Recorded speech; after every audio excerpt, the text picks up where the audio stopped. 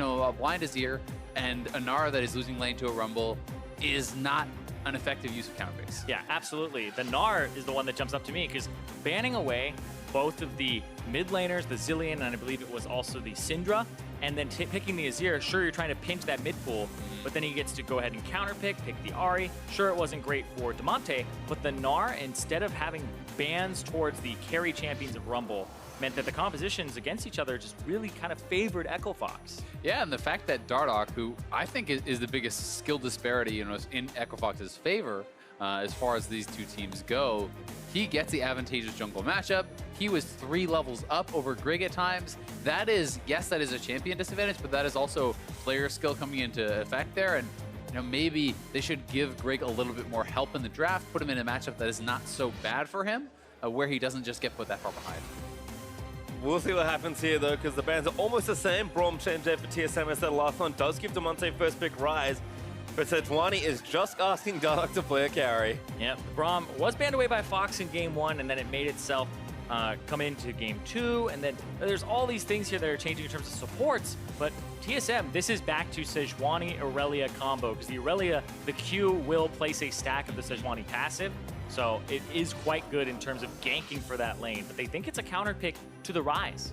Damonte has done very well both games on Ryze, though. Both of them were first picked. He played into the Irelia, did well. Played into the Syndra, did well.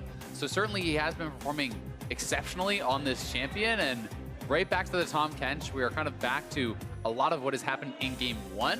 In game 1, it was actually the Dardoch Poppy as the answer, and he did perform pretty well, but didn't work out. This time around, they're going to swap that over to the Trundle, which is a very consistent answer to that Sejuani. Yeah, it really does mess up the Sejuani. The Aftershock plus the passive giving you temporary resists.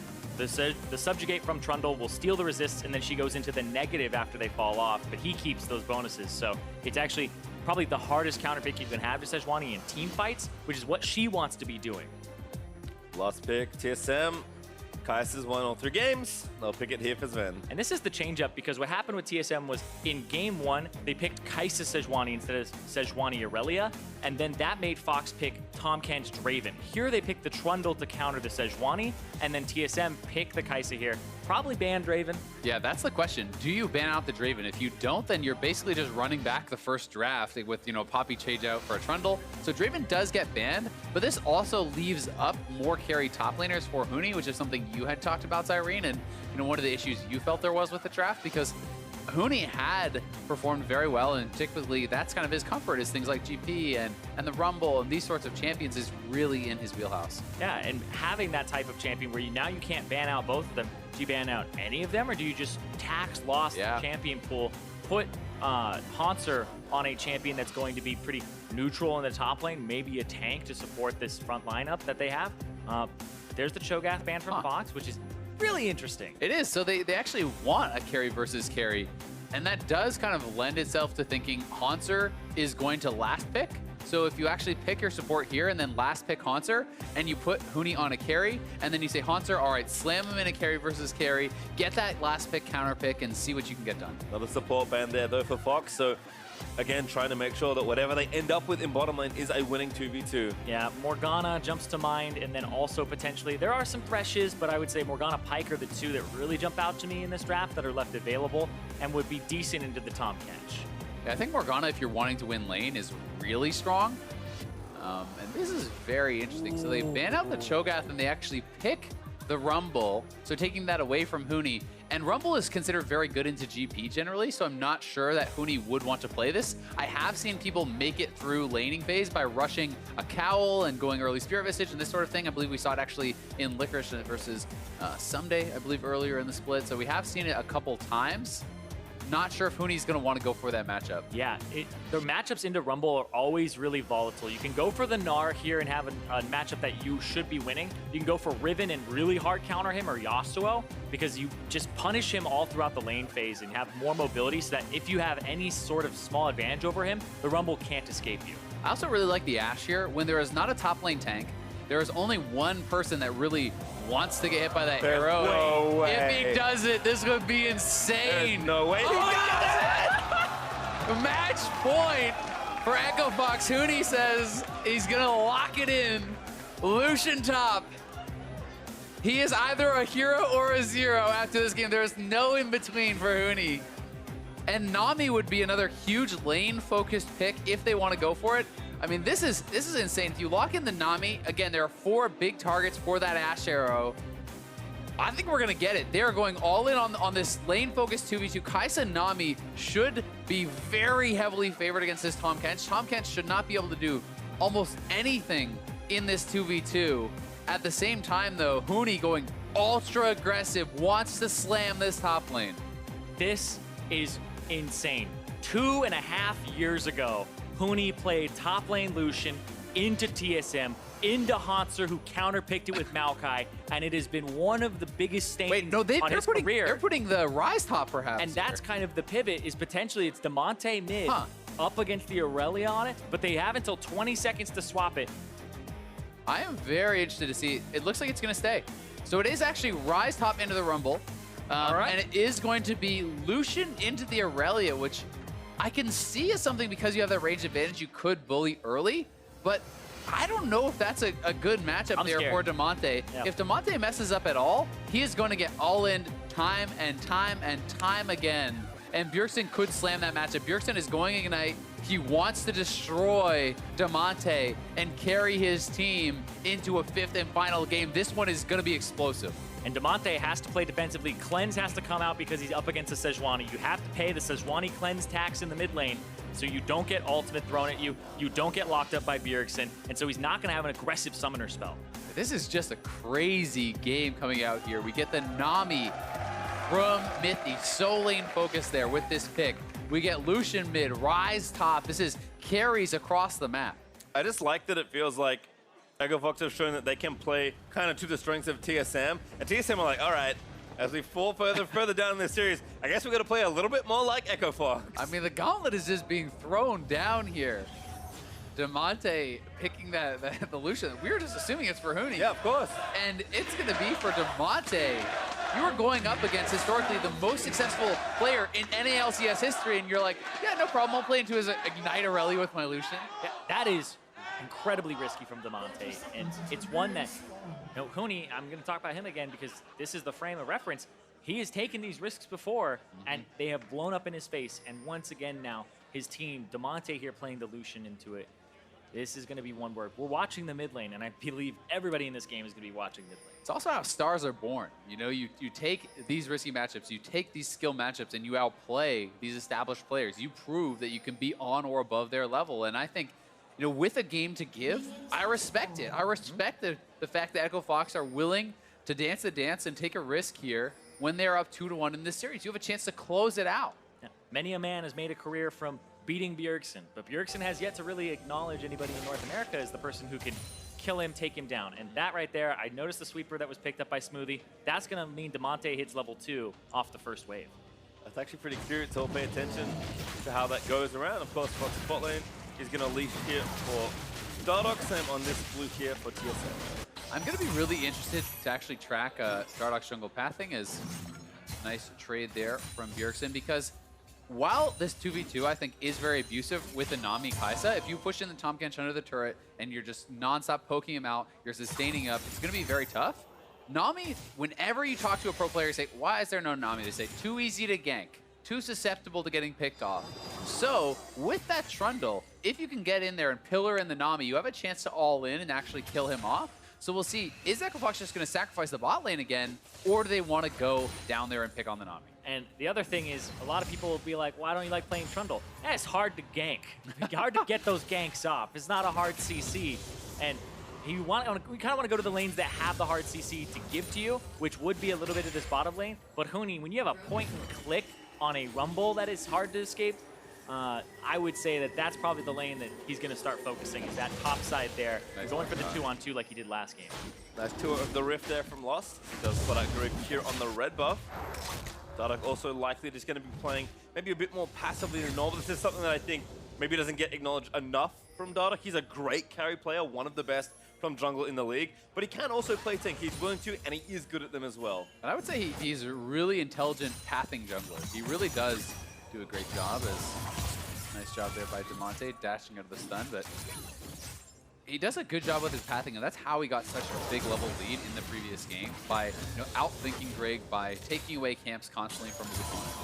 Oh, the trade just constantly, gotta watch that E. He actually duked him that time. Damonte E'd before the second E came out from Bjergsen, so those mind games are starting to be played already. And he also getting his turret pushed in, but should be fine just to clear these out. I think this, it's a small thing, it's so smart from Bjergsen. He spends all 3 of his Corruption Potion charges to just trade aggressively and shove out the wave, immediately back to base for a Torrent Shield. And that is just such intelligent play, because most of the advantage is in this ranged matchup from Damonte, so he spends all his resources to go back to base and reset at a good time. And it's the early game too. The Lucian early game is the part where he's going to be oppressive, like we were talking about in Champions. And all Irelia has to do is survive the matchup and get to a point where she's going to be able to just buy a Trinity Force and blow him up. I mean, you hit level 6 on even keel, I think you can look for kills. Here's Dardoch though. Oh, good tongue left, great pillar. That's going to force the flash, but the exhaust is down. EchoFox thought about diving forward, but they just back away. Yeah, really nice gank there from Dardoch. They'll have to repeat that though, because again, if you leave this in an isolated 2v2, the Nami will sustain you down, will poke you out.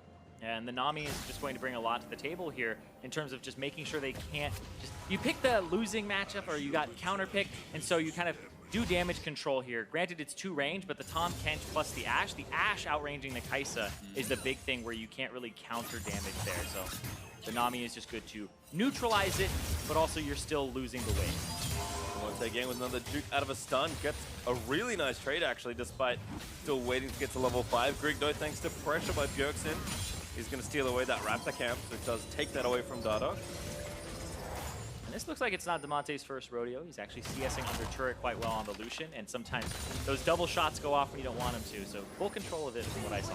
Yeah, definitely doing a nice job there, but at the same time, Bjergsen sticking with his game plan. Expend all the Corruption Potion charges, shove in your opponent, spam out those spells, back to base, buy, move back out. Yeah. He is not allowing Damonte to really exploit him in these early levels. Yeah, he's just making it so that he's going to use those Corrupting Potions as a resource, and his HP as a resource to shove the wave, and don't stay in lane with low HP or no potion, so he just keeps going back and refilling it. He's gotten so much value out of this Corrupting Potion already. Yeah. It has paid for itself almost twice, yeah. Looks like Zven though is going to take a recall and likely TP back here to the bot side. Picks up 2 longswords and a dagger. Storm Razor. Smoothie though, ooh, look at the mithy, doesn't quite grab that tongue lash. Wave pushing towards Fox, should feel pretty comfy here. Again, using that range advantage to try and abuse as Grig does come down here to look for a gank. Yeah, and Dardoch on the top side of the map, so Lost and Smoothie need to be playing carefully here. What I think really the kind of win condition here for EchoFox in their bottom lane is now that you have gotten a little bit of pressure from that gank, you can wait till 6 or wait till your jungler comes, and then you have to look for an all-in. You can't take these short trades because Nami always heals you back up. Yeah, and I think TSM are giving a little bit too much of a tell here. That's mithy throwing out a bubble, which you don't normally do on Nami willy-nilly. Even when you're going for aggressive trades, if you fish for a bubble and you miss it, you have no more pressure. So that was one where it looked like Fox said, okay, that was strange, and they didn't punish the thrown out bubble. TSM is moving up here though. EchoFox should back off. Yeah, they're trying to get this pretty quickly, but TSM's bot lane going to roam up. That means Grig is able to secure the Scuttle Crab. It doesn't cost EchoFox too much here as Huni going to chase down Hauntzer, who did finally take the recall, but he had to use his TP and only has mana crystals really to speak of. It's still going to give him damage, though, as the Ryze. He's denying Hauntzer getting to the minion wave, too. Hauntzer's actually lost 1 creep so far, but it's getting stacked against him, and now Dardoch's on the opposite side, so there really isn't a capitalization here.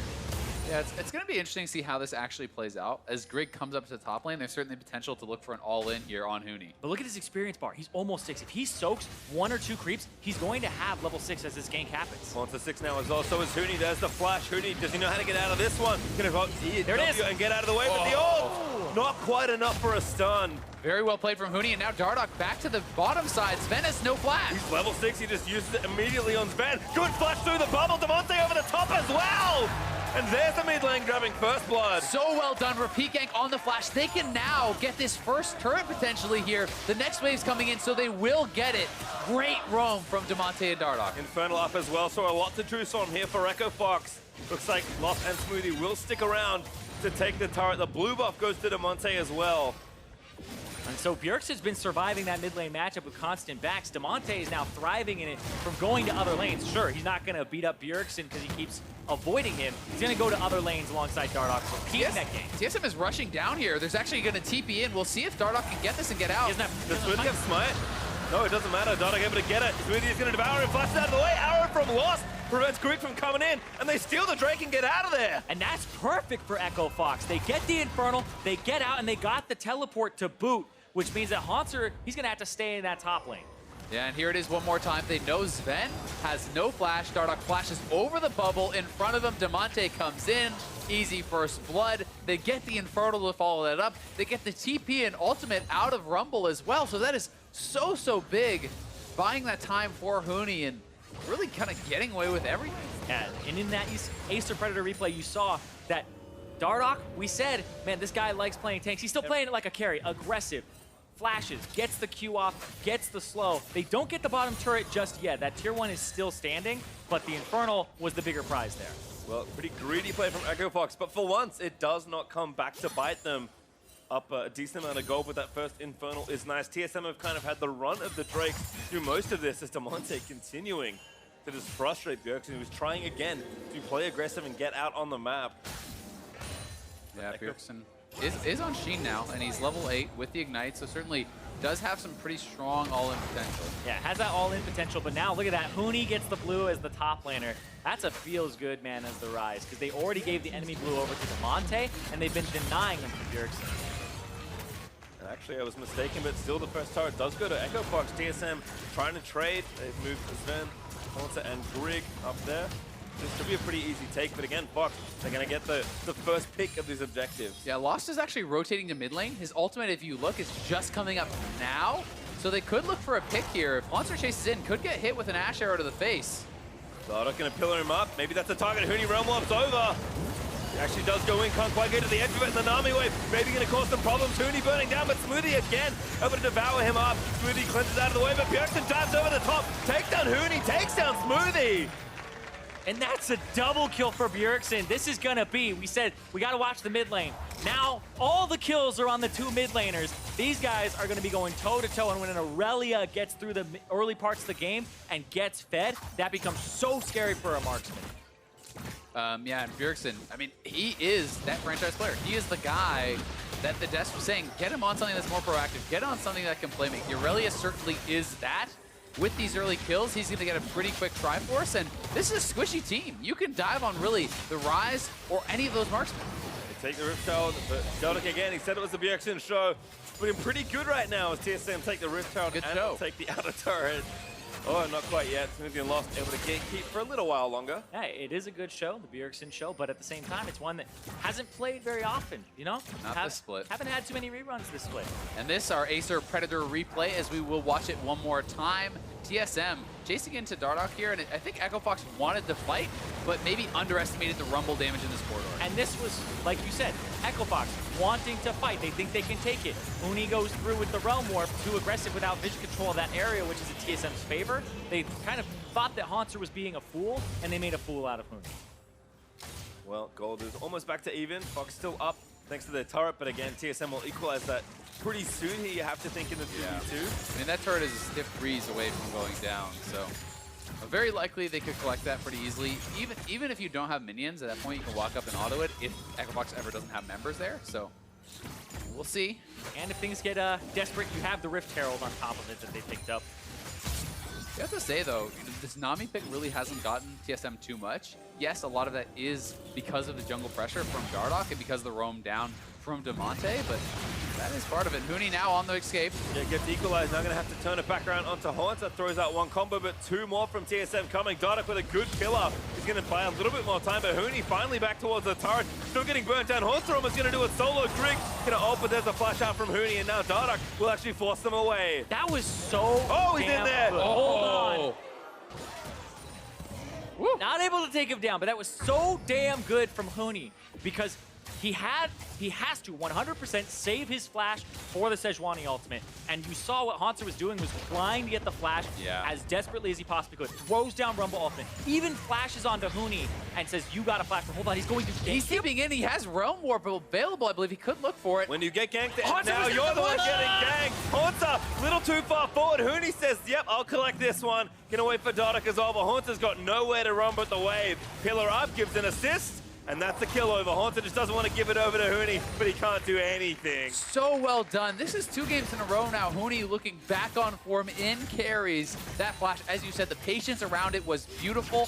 Then TP's back in, gets the kill, and is going to be on the push here in the bottom lane. TSM are down without Hauntzer, and he doesn't have TP, so there is some pressure coming out around the map. Yeah, they will recover and get that top turret, but seriously, the hold on that flash from Huni cannot be overstated. It was fantastic because you usually want the flash to just avoid the damage that's going to come out, but he did a great job of avoiding it with fancy footwork and then calling the bluff, and that's what gets him the kills, that he stays alive. Mid turret also there for Echo Fox. So able to take it now 2 turrets to 1. The gold lead still staying pretty close, but another Ocean Drake up in 15, and it just feels like Echo Fox are starting to outmap and outpressure TSM, not just in this game, but throughout the series. And it's going to be a scary team fight for Grig when he comes in, as both these marksmen are going to finish their Blade of the Rune Kings. You're going to get Trundle ulted. You will be paper.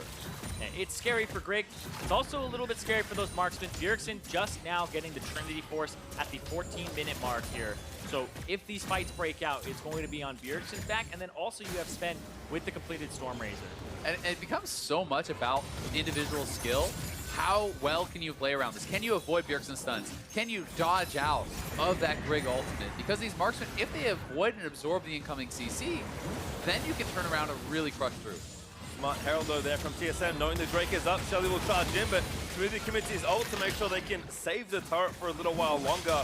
However, I don't think they can also save the Ocean Drake. Looks like TSM will be able to get that objective. Yep, and Kaisa just does so much damage to it with the plasma. Pretty much not capped on the damage, has no way that it, no cooldown either. So they're actually all going to rotate to the bottom, leave Bjergsen in mid to fend by himself. Again, trying to trade top lane here for Fox, but it should be relatively equal on turrets. Mid tower, you have to think is going down in just a minute or two, and TSM will collect the bottom outer. Yeah, we'll see if TSM decide to continue to push. It looks like they are not, as they're allowing that wave to kind of thin out. They send Hauntzer back up to the top, so it does just end up in that even trade, and Huni will be able to absorb this. But a lot of TSM members now moving up towards that middle lane, where Lost and Smoothie are sitting. Well, they get separated. Stun lands. Plus can't get over there. He does have flash. He's forced to use it. You can't let that happen. I mean, the whole point of Tahm Kench is sticking right to him, and Hauntzer up on the top side. All of TSM is coming up here. Dardoch and Damonte need to run. Dardoch subjugates and turns around to fight. Here's the TP though from TSM. Damonte gonna try and get a kill. They will take down Hauntzer, but the collapse is there. Bjergsen again grabs the shutdown. That's such a good call from Fox. He's like, they should run. Actually, just turn on him. They go and they get the kill. Dardoch now has to find a way out of here. Yeah, if Dardoch gets out, that's pretty worthwhile. It does hurt giving the shutdown to Bjergsen, though, who is already very, very strong. Either way, a good response in a tough situation here for Echo Fox. It's still the best of the bad, right? Yeah. This is where it looks like you're just going to get slowed. This entire team's going to come up and massacre you, and they have to go now, because otherwise the Nami gets in there, the Nami gets the heal off in time, the Nami gets to help him out and get the wave across. So that was a really good call from Echo Fox to counter the aggression with aggression. And they got the TP out from Zven, but here it is looking one more time. Bjergsen again with another good flank. There's the flash of Arrow. Smoothie gonna try and spit Lost out somewhere safe. He may be dead as a result of it. Lost. Arrow's back around. Grig, he's taking the turret. Smoothie pops the Grey help. Grig goes down. Fox turn it around again. And Smoothie saving Lost, being right in front, and then the counter from Lost. He said, you scratch my back, I scratch yours. The arrow to make sure he doesn't die and he keeps his support alive. Yeah, so well done there from Smoothie. Buying a lot of time, waiting the maximum amount of time before he actually spat him out, giving him a lot of distance, and then using the Grey health once it was essentially fully stacked up there. Well, watch this one again. Smoothie, it seems like Lost is all but doomed, but Smoothie playing back. He knows to try and save his AD. Yeah, and this time Lost actually running back to Smoothie as he should. The arrow buys some time. Smoothie able to survive long enough for the gray health to come out, and the damage just gets straight up turned around. And that was perfectly played there from that duo. And you can see Damonte is like, let's go. Because they are on match point. They are about to take TSM out of the playoffs again. And what world are we in where TSM pick the Fox comp, Fox play reactive, and they continually punish TSM? Fox showing so many looks in just 3, now 4 games. And like you said, Zirene, about at the precipice, about to push TSM off that cliff, and once again in a quarterfinal exit. TSM, though, certainly still are going to have their opportunities here. Rumble plus Irelia, so much Damonte's insane. He dives in, he almost gets mithy, but he is going to be forfeit, I believe. No, Smoothie able to save him time and time again on the Tahm. Dardoch pops the watch. He's subjugated as well, so I think he may be able to get out of there. The kaisa trying to land in shots, but Dardoch a bit of flash out of the last second, and Zven, he knows he can't go too far forward. Oh, does he? When he has the ult. ulti. Not in range, I don't think, with the just the rank 1 ultimate there. Looked like he probably was not in range. And Huni trying to dive Hauntzer at the same time here. Madness across the map as TSM, though, come out on top with the HP damage. They are pushing. And that is huge. Zven also, he wanted to commit to it. He flashed to try and R off of that W, but he wasn't in range to the Trundle pillar. Huni again finds another target. Grig, though, is going to be saved by the rest of his teammates. But now Huni, he's the one pressuring. Hauntzer in the 1v1, where earlier it was the other way around. He's up in CS, he's up in pressure. Fox, it just feels like they can do no wrong. Yeah, and I mean, he's actually absorbing that pressure without dying, right? This is what has been missing for Huni for a while, and it feels like he really is stepping up in these big moments. But for TSM, you still have good engage. You still have tons of damage to get back and soften up those marksmen and give the opportunity for Bjergsen, your star, your Fed member, to dive in and clean up a fight. And it's going to be a lot on the shoulders of Bjergsen here. Yeah, but you remember even just a week ago, the Akali was busted out, and then Bjergsen, it was 100% the Bjergsen show.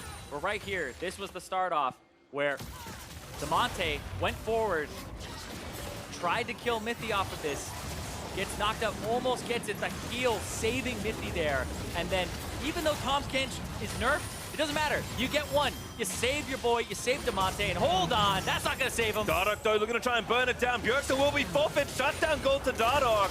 It is a shutdown, but 1v2. Bjergsen comes up with a kill. EpicSkillshot looking like they want to head over towards Baron. We'll see if they're going to start it up here. They've been Maybe so go right back to mid. They've been so confident in their objective calls all series long. And mithy goes over. Fox again just regroup, push the mid back out. They've been confident in their objective calls to the point where TSM are not confident if EpicSkillshot is actually starting the Baron or not, because they've actually slipped a lot of Arrow's lost with the setup by Dardoch. He's forced the killer instinct away. The Mikhail's so big there from mithy. He rushed it for that very reason. Keeps Zven safe in what could have been a kill into Baron. Yeah, and because Zven had blown the flash last time, he didn't have it here to make sure that he could dodge the arrow or even get away. So the killer instinct after turning and then making sure he had the plasma was great. Fox want to fight for this Drake so badly, but I'm not sure they really have the tools right now. Bjergsen is back up. Again, he has all of the kills on TSM. He is the man that must carry them through this mid game. He must carry. He's hard to match in the side lane for anybody right now, and it's only going to get stronger because his Irelia scales. This is not just that, oh, she's hit her one power spike in the game and she'll fall off. She becomes massive against these carries, both the Lucian and the Ashe. This is basically they're on the Baron again. Fox just know they're on the Drake. They actually pull away, though that will be Drake TSM as a result.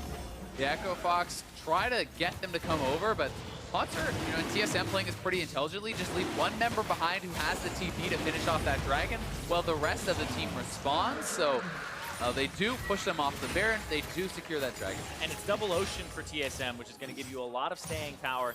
Right here, Bjergsen actually used the E already, cleans up the wave, and so he doesn't have it here, but he still outplays. Yeah, and he's fully stacked up with that.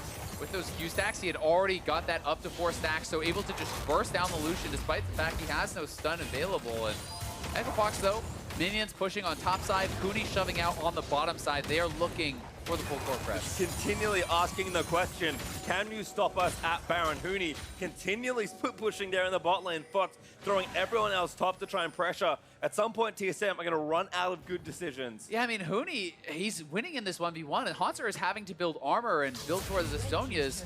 to deal with some of these marksmen and making it tougher and tougher for him in the 1v1. And Huni's actually going Abyssal Mask here. So hold on. Oh, That flash from Damonte saved his life. That's Bjergsen ult down. Yep. And Grig didn't even get the chance to go up and maybe get his cleanse too with the Sejuani ultimate, so he holds on to that, which is exactly what you want. Dardoch's doing a great job of shadowing. Yeah, I mean, it is a good flash from Damonte, but at the same time, Bjergsen happy to take that trade, gets the summoner down. You just need to wait for that ultimate to be back up, but EpicSkillshot just pressing so hard. TSM looking to close in. 5 members up here from TSM. They're looking for Damonte now. Equalizer, Smoothie is there for the save. Stun lands, Smoothie knows to get him out. Grig, ulti, finds the front side, and Smoothie that tanks it in Zven. Killer instincts in, Huni's TPing through. Smoothie gonna try and buy as much time as he can. He finally falls, and Huni cancels the TP. TSM are looking for the rest of these Fox members, but they will back away. It's going to be TSM heading to Baron here. Huni used the TP, came very late, had to cancel it, and now it is a 5v4 for TSM around the Baron. No flash on Damonte. Huni's just going to do some poke damage here on the Grig. Pressuring. Bjergsen on the side. Bjergsen again looks for Lost. There, gets the flash Q. Lost is going to get down the stun. Doesn't land, but it doesn't matter. Bjergsen expends the flash for the carry kill. And now Huni caught again. Bjergsen again. Terrace, but Huni again, there's the stun. And TSM are back in this game. They're going to get this Baron here, pending a potential steal, but Dardoch's not going to risk that. TSM are going to even it up, and this series has been so close. Yeah, such a big set of plays there for TSM. Bjergsen burning the flash from Damonte in that side lane. That prompts the all-in. They go for it, and they chase down EpicSkillshot as Huni was splitting, and yes, they get a tier 2, but this may be Damonte dying now, too. Yeah, Bjergsen finds the wolf, looks for the stun. Damonte, he needs to play mind games. He doesn't get it. He's over the wall. Smoothie, again, trying to save Private. Damonte gets this on Bjergsen. Too much damage. This is another vintage Bjergsen game in a season just full of clouds for TSM. They finally part, and the star once again comes out, and Bjergsen is playing out of his mind. He's just refusing to lose. Throws down the stun. Flash Q to place the stun further behind, so no way out for Lost. He has to dodge into the blue pit, and then wrapping around onto Huni. Another stun lands there for Bjergsen. So nicely done. Yeah, 6-1-1. He has only missed out on a single kill. When you hear TSM, when you hear Team Solomid, you think of this type of performance from Bjergsen. The 5-time NALCS winner for a reason. With almost 100% KP here on the Irelia, looking to carry TSM to a 5th game. And Fox, they're just feeling so much pressure now. And he has bought so much time for Zven. Bjergsen has had to do a lot of the heavy lifting, but soon you're going to have a Kaisa on 3 items. And this guy is going to really become a monster in those team fights as we have seen before. Well, wave switch here, Huni. There's still 2 minutes left of Baron for Fox to try and play against, and it is Bjergsen getting the mid-wave going on this Irelia. No real way to challenge here for Fox. I think they must concede these tier 2 turrets. Yeah, it would have to be Huni with the wave clear, because otherwise it's just these marksmen. And remember, this Irelia was locked in. They threw down the Lucian as the counter pick here in mid lane, thinking it would work, and Bjergsen was able to find 2 kills outside of the lane. He's been able to pick on Damonte the whole time, even though Damonte got the first blood. Fox, though, they're trying, always looking for a fight, even when the situation looks like this. Gold is still close, but again, the Baron is just giving that advantage to TSM. Gold is close, and you have the Infernal and EpicSkillshot, so the right fight can be a win for them, but they have to play this intelligently. They want that Baron buff to expire before they really commit to anything. So a minute 15 till that is. That's also perfect timing with the Infernal Drake. Bjergsen again fishes forward, zones away as he moves out the stuns. And this next Infernal could be where a lot of the game is decided. Fighting around that could be huge for both these teams, chock full of damage. Bjergsen being patient, Grig on the front line, tanks up some of Huni's damage. Zven turning it back around, blasts Huni for about 40% of his HP. And it's hard to appreciate because the double Ocean Drake for TSM just means that even if you kind of counter damage here, they're just going to heal it up. 45 seconds on this Baron, they'll get 1 more wave, walk it in. 2 more actually, this one plus the next one for a little bit. Huni back, full mana pool. Grig goes. looks to dive, they find the front line. But again, Fox are going to turn around. Hauntzer with an equalizer that maybe puts TSM all the way in. And Bjergsen, he is dancing around the Echo Fox carries. TSM put all the way in. Huni just buying time as Bjergsen, he lines up the quadra. It's a quadra for Bjergsen. He is feeling it, taunting onto Huni in that Zonia's Hourglass. Give me the assassin, give me the carry, give me the kills, and give me game number 5. Bjergsen will push TSM to where he always has the pentakill and the chance for another finals appearance. 2 wins for TSM, make it 2 pentakills. What a carry performance here from the mid lane superstar. Counter-picked in draft, roams, gets himself kills, ends 11-1-1. You can't ask for a better performance than that from Bjergsen. And TSM, they hold firm in what looked like a ton of Echo Fox pressure.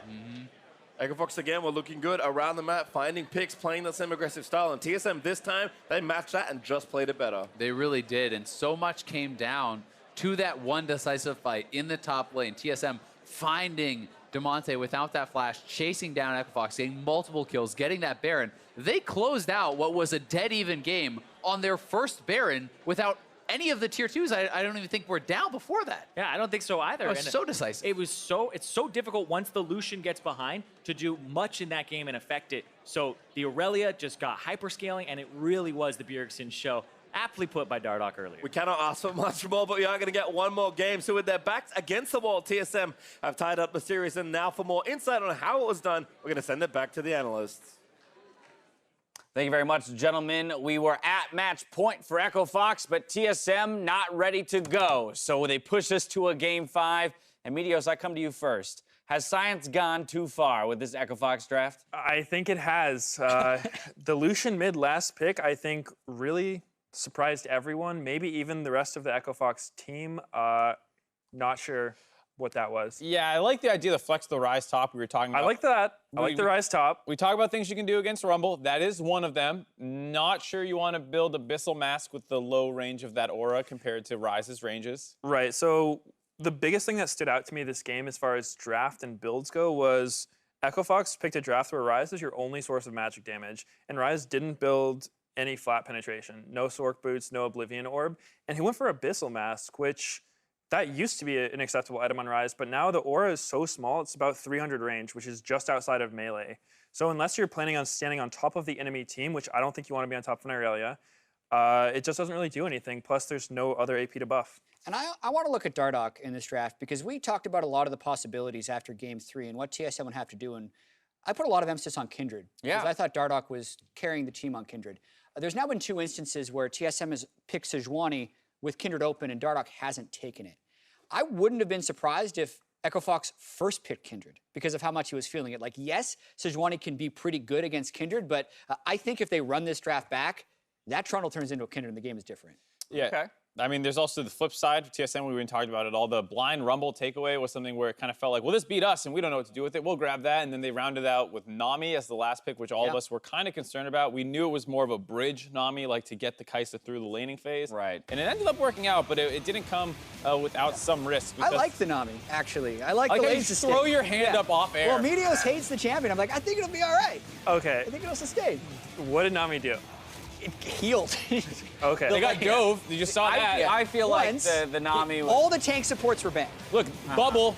I would take Blitzcrank before I would take Nami. Interesting. I think it's another bubble. I actually think Mithy played the Nami pretty well, as much as we're kind of about it. I have nothing against Mithy's performance on Nami. I think he played Nami well, but Still I'm not not a big considered Nami the fan. optimal pick. I do think one thing that we need to point out, though, is that we were asking for Bjergsen to go back onto a pick with more agency. And once again, the Irelia coming out, yes, he picked up some early gold with an early double kill, but that really allowed him to start making plays, more typical to a TSM winning style. Yeah, and it was still a little rough because they were falling behind a lot in the early game.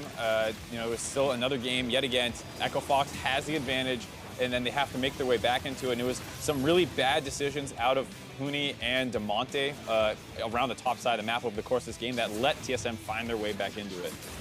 I wasn't a huge fan of the Lucian pick, and I think that Damonte did not look extremely comfortable in the champion. I can't imagine it's one of the ones he's played that much. It looked like Bjergsen was just completely rolling over the entirety of the Echo Fox 1v5 style. So very well played by him, and I do like the adaptation that TSM took with their draft. Yeah, and I do feel like there's small adaptations going back and forth in the draft, but the gameplay itself is mostly playing out the same way each game. Like Echo Fox applies a ton of early pressure, gets some turrets, and then it's how many kills can TSM pick up and how much can they loss mitigate until their back either breaks from the Echo Fox pressure or they pull it back around, and that's why we're in game 5. And that's why I don't like Echo Fox's comp, is because this is actually its best when you're 1-3-1ing and you're splitting the Lucian and the Ryze and, you know, using the Ashe and Tahm Kench to move around the map. And like, that's not how this series is playing. We said the same thing with the split push Kennen when it was, you know, press the attack. And here again, like, I don't want to see split pushers that can't team fight that well or are worse than other options, because you will get into team fights and skirmishes.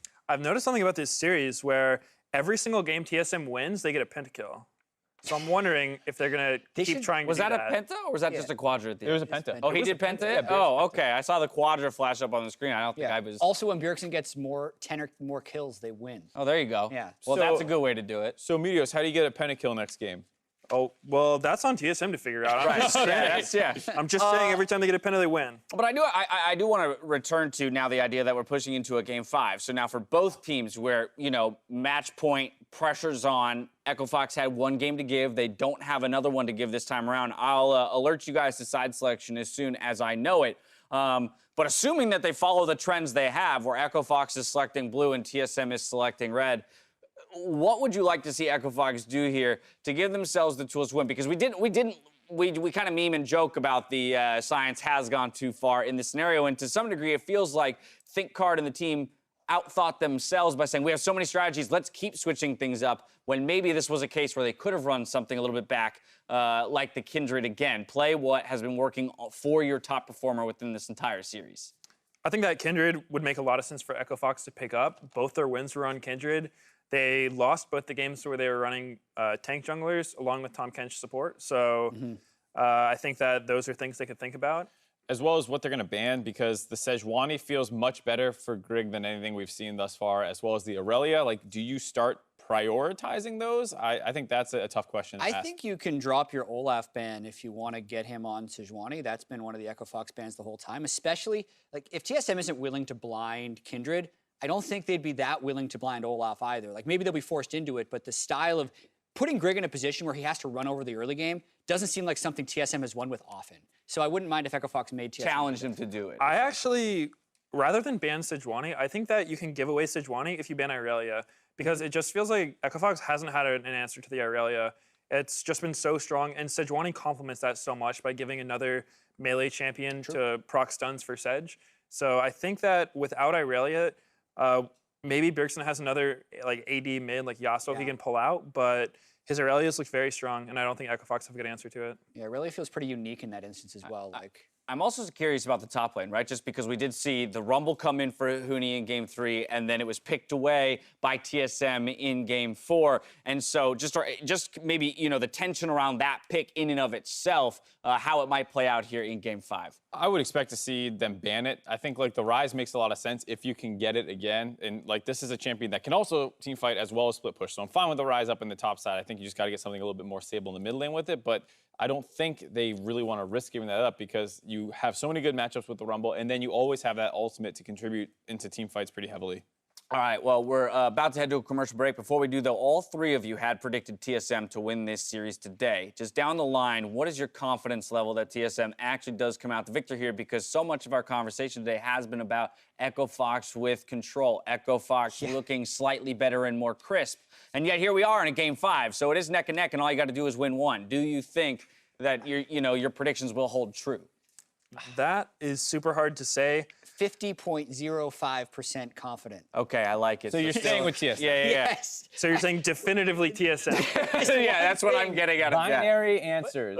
There's one thing about Game 5s as well, is they're unlike any other game in the fact that it's an elimination or a clinching game for either team. And technically, TSM has a lot more, they should have a lot more of a veteran presence. And that's interesting because it can cut both ways, right? There's more pressure since you're supposed to win as veterans, but if you have experience being in that environment before, it can help you. Well, Meteos was the only one to call the 3-2. You got a last point here? Staying with TSM is, all right, Echo Fox. 1, 3, and 5. They're going to win game 5 as well. Okay, so you're actually, I mean, we're not So you're counting this an switching. I'm switching, actual I meant flip-flop, six. but yeah, Yeah. exactly. Well, there you have it. We're going to a Fun. game 5. Find out who's going to Oakland after the break. Don't touch that browser.